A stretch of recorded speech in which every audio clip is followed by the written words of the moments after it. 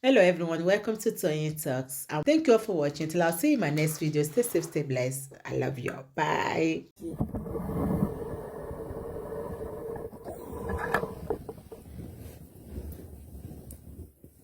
Please throw in your comments, throw in emoji, throw in comments and emoji. I want to see your comments. I want to see your emoji. That means you are interacting, even if you don't like what I'm going to say. First Sunday of the month.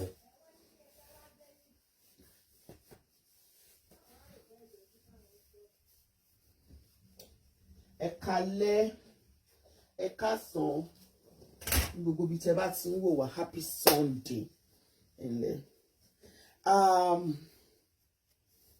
Orúkọ mi ò yí padà, Adebimpe Alaso Adura náà ni. So ní orí awuyewuye tó ń lọ ní àti last week, bóyá Sunday náà ló ti bẹ̀rẹ̀. A dúpẹ́ lọ́wọ́ Ọlọ́run. So ká tó bẹ̀rẹ̀ ohun gbogbo, mo fẹ́ fi àsìkò yìí, mo fẹ́ fi tọrọ àforíjì on behalf of Yinka TNT ní ọwọ́ gbogbo Kérúbù and Séráfù gbogbo àgbáyé.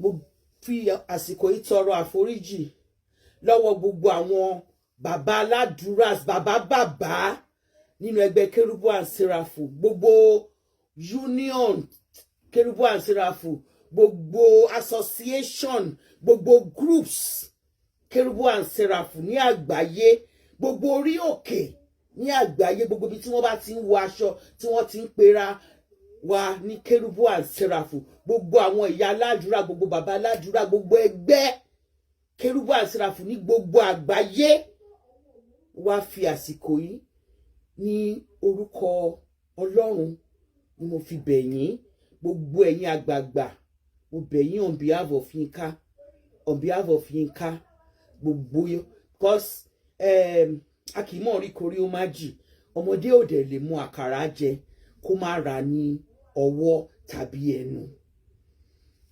Àti bá wí, mo ti bá ẹ tiẹ̀ rí, mo bá wí, mo bàjà, mo para, mo jà fitafita.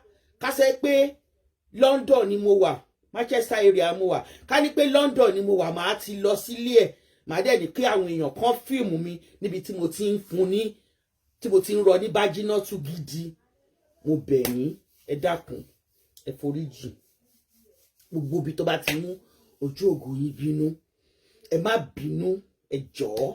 Àtẹ̀yin tẹ́ ẹ gbọ́, àtẹ̀yin tẹ́ ẹ gbọ́, ìdí tí mo fi ń kúnlẹ̀ tí mo fi ń ṣe ni pé fídíò yẹn ti go viral. Àwọn kan ti gé dání, àwọn kan ti screen record ẹ̀, àwọn kan ti download ẹ̀.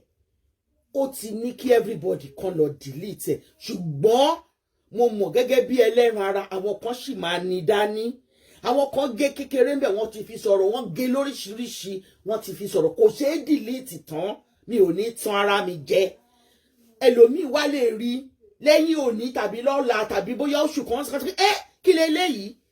Ẹ jọ̀ọ́ ẹ máa sọ fún wọn pé a ti bẹ̀bẹ̀ fún Yinka fúnra rẹ̀, ó ti bẹ̀bẹ̀, ó ti tọrọ àforíjì. Àwa náà a ti bẹ̀bẹ̀, a ti tọrọ àforíjì. Ẹ jọ̀ọ́, irú ẹ̀ ò tún ní ṣe ọmọ lọ́wọ́ wa mọ́. Ẹ má bínú, ẹ má bínú. Gbogbo ẹ̀yin màmá àdúrà ní diaspora, UK, ní Europe, ní Canada, ní America, ní Malaysia, ní Australia, ní gbogbo ibi, ẹ jọ̀ọ́ ẹ má bínú. Gbogbo ẹ̀yin màmá ní gbogbo ibi, ẹ má bínú. Gbogbo ẹ̀yin bàbá ní gbogbo ibi, ẹ má bínú. Gbogbo ẹ̀yin Kérúbù and Séráfù ní gbogbo Nàìjíríà, ní Áfíríkà, ní ẹ jọ̀ọ́ ẹ má bínú, ní gbogbo ibi tí Kérúbù and Séráfù, torí odidi orílẹ̀-èdè kan ní Kérúbù and Séráfù. Ẹ jọ̀ọ́ ẹ má bínú. Ẹ̀ka kẹ́ka tí ẹ jẹ́, ẹ má bínú. Ẹ dákun, àtọrọ àforíjì. Mo wá tọrọ àforíjì on behalf of Yinka TNT. Òun fúnra rẹ̀ ti tọrọ àforíjì o, tí wọ́n dẹ̀ ti sọ pé apology ẹ̀ ó wà accepted. Ẹ jọ̀ọ́, ẹ dáríjì, ẹ dáríjì, ẹ dáríjì, ẹ dáríjì. Ṣé kí n dìde? Ṣé n dìde àbí kí n máa ṣe sí omi lọ lórí ìkúnlẹ̀? Ẹ dáríjì wá, ìjọ nítorí Ọlọ́run, ẹ má bínú, ẹ dáríjì. Having said that, mo dúpẹ́ ní ọwọ́ Ọlọ́run torí pé Ọlọ́run náà, ẹ ṣé Prince Níyì Oyèwọlé, ẹ ṣé gbogbo yín ni mo ti rí lọ́kàn òjọ̀kan àánú ni mo rí gbà two white ẹni làásìsì gbogbo yín ni mo rí, ẹ ṣé gan ni. Mo wá dúpẹ́ lọ́wọ́ Ọlọ́run nítorí pé ẹlòmíì ni wọ́n máa bá wí tó máa wá wa ọrùn kì délẹ̀. Ta ni láá tí ìyá ò lè bá wí, tí bàbá ò lè bá wí, tí aládùúgbò ò lè bá wí, tí wọn ò tiẹ̀ lẹ́kọ̀ọ́ lójú rárá. Mo dúpẹ́ nítorí pé Ọlọ́run fúnra rẹ̀ ó kọ sí Yinka, ó kọ sí ní òókan. Àwọn tó bá mọ̀ mí wọ́n máa mọ̀ pé mi ò kí n bá yàn, mo ti bá sọ fún ẹ pé mo máa bá ẹ jà, mi ò pé o, Yinka ò pé, kò sẹ́ni tó pé o. I'm not condescending, I'm not being superior. Ṣùgbọ́n nígbà tí o ti gbọ́ tó ti mọ̀ pé mo ní màá bá wọn ta tán, wá wò pé lórí ọ̀rọ̀ yìí náà àbí mi ò fúnra rẹ̀ ó kó sílé àdúrà, ó gbàdúrà, Ọlọ́run dẹ̀ kọ sí, ó wá síta, ó wá tọrọ àforíjì proper one. Ó dẹ̀ tún ti ṣe mí náà lọ́sàn-án yìí, gbogbo ẹ má bínú ẹ jọ̀ọ́. Mo wá fi àsìkò yìí náà dá yín lójú pé wọ́n ti pè wá, ẹ rí i pé mo kọ́kọ́ ṣe show kan, àwọn fámìlì náà náà tún pè wá, náà tún pè mo kọ́kọ́ ní bí mo ṣe kan call kọ wọlé òun ló dá, how are you olórí Tọ́lání Cole, call yẹn ló dá, Bobby J, how are you darling, òun ló já fídíò yẹn. So àwọn fámìlì, àwọn ẹbí wa lápapọ̀, àti tèmi àti ti Yinka àti ti Ìyálóde Èrèlú, àti ṣe meeting, àti parí ìjà ti tán. Àbájà gẹ́gẹ́ bí pé ó ní, nítorí nǹkan tá a ṣe ń bàjà náà ni pé do the needful, bí ẹni bá orílẹ̀-èdè kan jà, bí ẹni bá yes a country, bí ẹni bá okay gbogbo àgbáyé, bí ẹni bá gbogbo sẹ́dáfù àgbáyé tá a bá kó wọn jọ, àwọn náà tó orílẹ̀-èdè kan, bí ẹni rí wọn fín, òun ni ìyẹn mo ṣe dìde sí, gẹ́gẹ́ bí mo ṣe lè ṣe sí ọmọ mi, àwọn ọmọ mi, gẹ́gẹ́ bí mo ṣe lè ṣe sí wọn, bí mo ṣe lè ṣe sí àbúrò mi, pé kí ni àfi tó bá gbà tèmi, ẹ̀yin náà ṣáà mọ̀, the spirit of African mother yẹn ó wà nínú mi. Ọmọ mi sì sọ fún mi láàárọ̀ yìí nígbà mo ní báwo ló ṣe ń lọ kankan, ṣe ní yẹ typical African mother. Bẹ́ẹ̀ ni pé tí àwọn ọmọ wa ò bá gbà tiwa ó di dandan.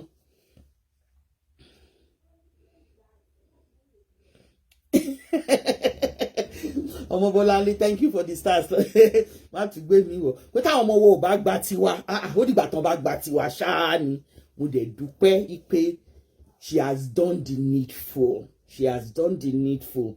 Anytime tí òun náà wá rí nsìn pé ìjà tí mo bá jà kì í ṣe pé ìjà for anything, but pé ìjà pé ó ta bá mi, tí nǹkan bá ta bẹ́ẹ̀ ó máa ta bá mi definitely.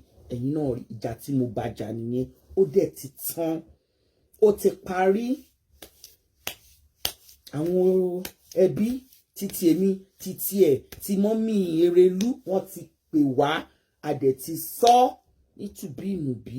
I hope this will be a learning curve for Olóyinka TNT.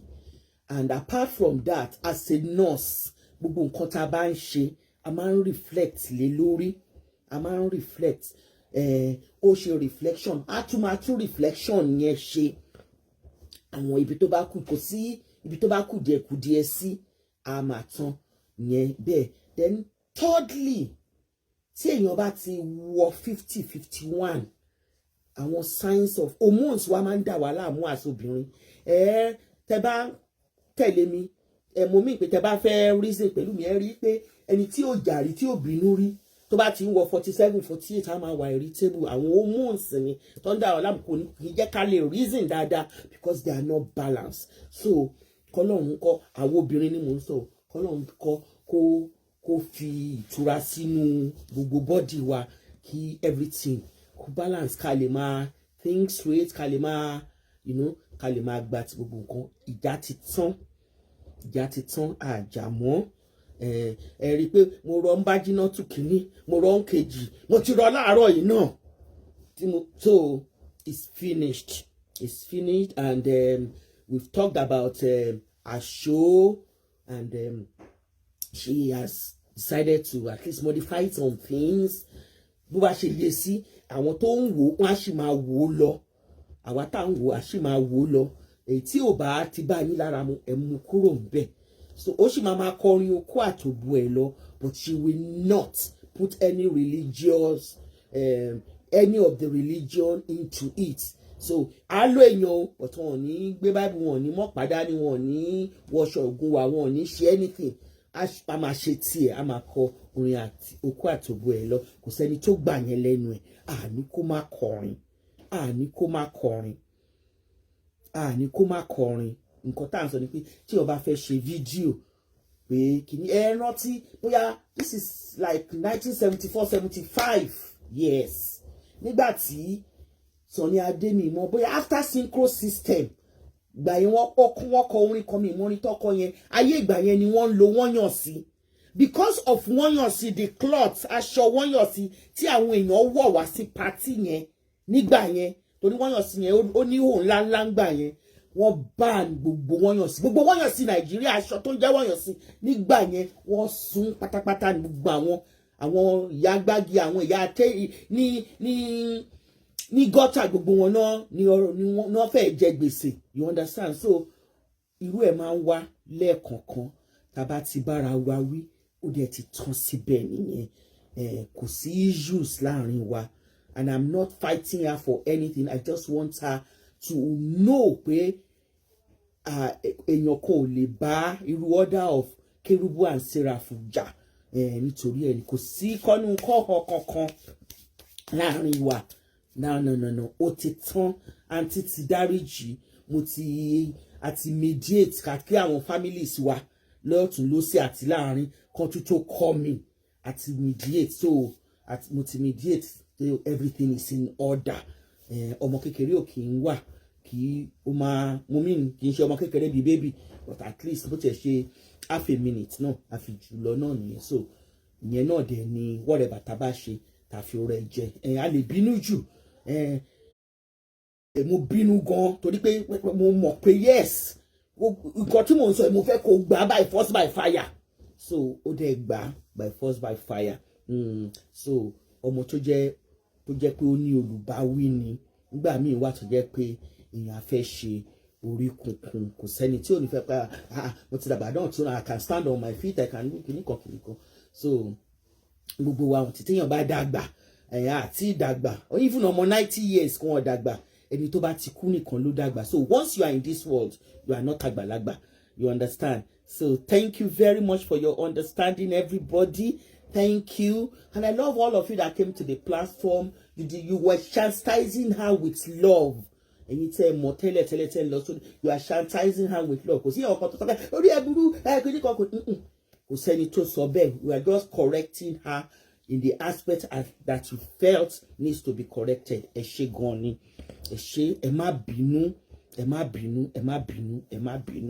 Ọmọ kékeré ò lè máa jẹ kó má yà lọ́wọ́ mi náà láti jáde bó náà ṣe jáde gbogbo ẹnikẹ́ni gbogbo ibi tẹ́ ti bínú àwọn ìtẹ́ bá wá ní fídíò yẹn lọ́wọ́ ó ti ní kẹ́ lọ delete ẹ jọ̀ọ́ ẹ delete tẹ́ bá wá delete tẹ́ ṣì ń gbé kiri tẹ́ ṣì fẹ́ máa ṣe content lé lórí àwọn tí TikTok ni mò ń sọ yìí o ṣe mọ̀ pé wọn ò sí lórí Facebook tí wọ́n ṣì ń ṣe content it is not our òun kọ́ ẹ̀yin míì tẹ́ bá dẹ̀ wá rí lẹ́yìn ẹ̀ ó ti apologize ó ti bẹ̀bẹ̀ àwa náà ti bẹ̀bẹ̀ apology has been accepted ẹ jọ̀ọ́ ẹ má bínú ibikíbi tẹ́ bá ti wá rí fídíò yẹn lẹ́yìn ìgbà tẹ́ bá bá mi pín fídíò káàkiri tẹ́ bá ti rí kẹ́ máa kàn sọ fún pé kẹ́kàn máa ẹ má bá wọn jà pé She has apologized, and apology has been accepted. You can't find it on any of her YouTube or Facebook or TikTok page. It's not there. It has been deleted. Deleted. Not, she didn't put it on only me. She deleted everything. She deleted it. She went into her recycle bin and deleted it. Ẹjọ́. So bí kíbi tẹ́ bá ti rí tí wọ́n dẹ̀ tún fẹ́ máa gbà sọ pé àìwọ rẹ ní nǹkan tó kọ nǹkan tó ṣe ó fẹ́ ṣe kínní àti settle àwọn kérúbù and seraphim fún gbogbo àgbáyé wọ́n ti accept apology ẹ̀ àwa ta jẹ́ gẹ́gẹ́ bí ẹ̀gbọ́n ẹ̀ ta dúró fún ní ìbàbá ìkọ̀kọ̀ ta bú náà lórí ẹ̀ àti settle Ọlọ́run ló mọ ẹjọ́ dá, òun ló mọ ìbẹ̀rẹ̀ àti òpin gbogbo nǹkan. Ọlọ́run á bá wa fi òróró ìtura sínú ọkàn oníkálukú, á lè jẹ́ kí ó accept ẹ̀ níbi tó dára. Tá a bá jà lónìí ká parí ẹ̀, ṣé a tún máa rí mi ìjà lọ́la? Àní rí mi ìjà. Torí náà ni pé ẹ jọ̀ọ́ ẹ má bínú. Ẹ ṣé gan ni o. Ọ̀sẹ̀ tuntun la mú yìí o. Ọ̀sẹ̀ ayọ̀ ni. Tá bá ti jí láàárọ̀, tá ti dúpẹ́ lọ́wọ́ Ọlọ́run wa tán, ẹ jẹ́ ká wòra wa nínú mirror. Má jẹ́ kéèyàn kankan kó mú wa wá sílẹ̀. Ká kàn wòra wa pé this is me. I am beautifully and wonderfully made. I am the image of God, and I will strive and stride in the way which the Lord wants. Mo ń jáde lọ, ní kélé nìní, ẹran wa ò ní di ẹran tí ògùn gbé yílẹ̀ lẹ̀ ní orúkọ Jésù. Thank you and thank you for watching. Ọ̀rọ̀ mi ò jù báyẹn lọ.